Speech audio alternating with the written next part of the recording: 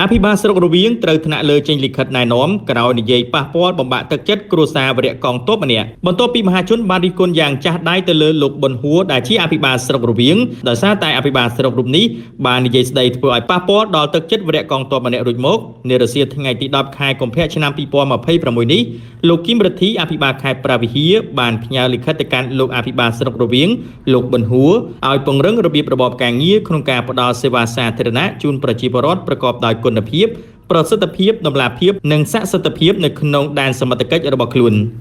ជាមួយគ្នានេះលោកអភិបាលខេត្តព្រះវិហារក៏បានណែនាំដល់លោកអភិបាលស្រុករវៀងឲ្យត្រូវតែជំរុញនិងពង្រឹងការផ្តល់សេវាសាធារណៈស្របតាមកម្មវិធីកំណែទម្រង់វិមជ្ឈការនិងវិសហមជ្ឈការឲ្យឆ្លើយតបទៅនឹងតម្រូវការរបស់ប្រជាពលរដ្ឋនៅមូលដ្ឋាន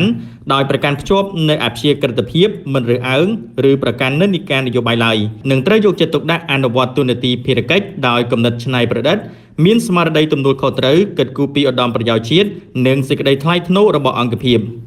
លោកអភិបាលខេត្តព្រះវិហាររូបនេះក៏បានបញ្ជាក់ទៀតផងដែរថាដើម្បីពង្រឹងរបៀបរបបការងារនៅក្នុងការផ្តល់សេវាសាធារណៈជូនដល់ប្រជាពលរដ្ឋប្រកបដោយគុណភាពប្រសិទ្ធភាពតម្លាភាពនិងស័ក្តិសិទ្ធិភាពស្របតាមលិខិតបទកថាគតិយុត្តជាធរមាន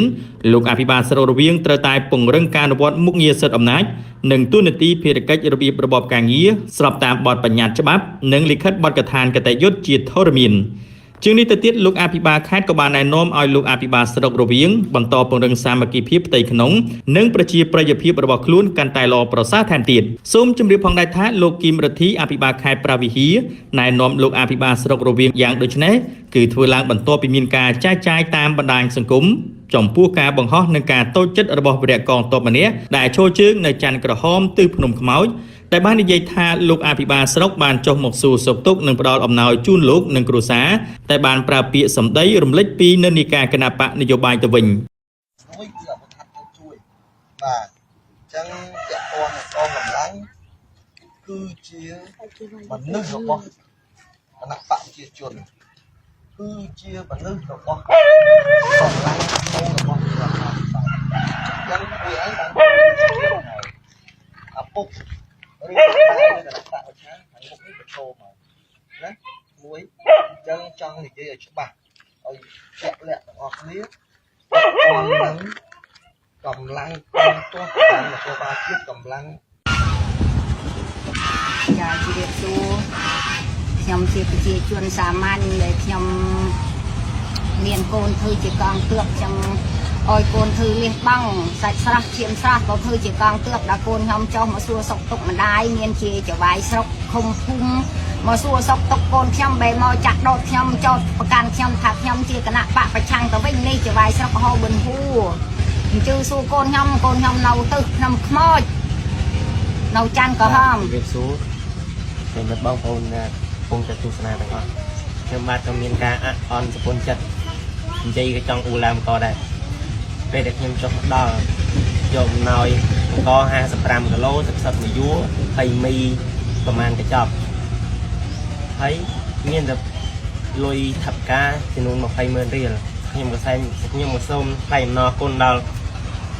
ដែលបានមកជួយអំណោយដល់ខ្ញុំតែខ្ញុំអន់ចិត្តមួយរឿងផងថាពលពាក្យមិនសមរម្យមកកាន់ខ្ញុំដេកក្នុងលានដ្ឋានសឹងលេចអាចលេចនោមតែគាត់និយាយសម្ដីមកខ្លួនឯងតំណាងឲ្យចូលបម្រើកងទ័ពកុំឲ្យដូចពុកដៃអត់ឯងគណៈបកប្រឆាំងតែជាក់ស្ដែងរូបភាពនិងសម្ដីដែលស្វ័យស្រុកនិយាយមកវាខុសពីការពិតអញ្ចឹងខ្ញុំសូម